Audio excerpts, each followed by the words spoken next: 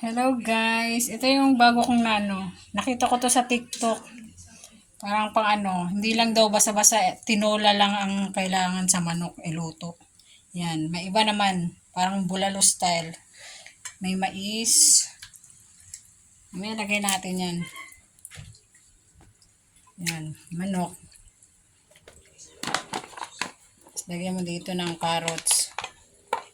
May carrots dito. Kaya nabahala kung gaano karami guys. Ha?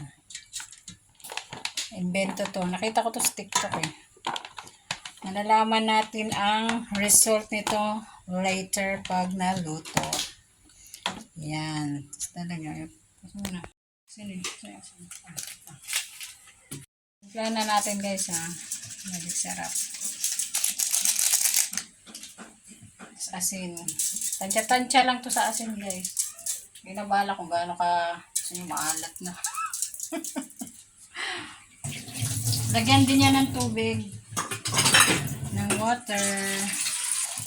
Kaya na bahala gano'ng karami ah.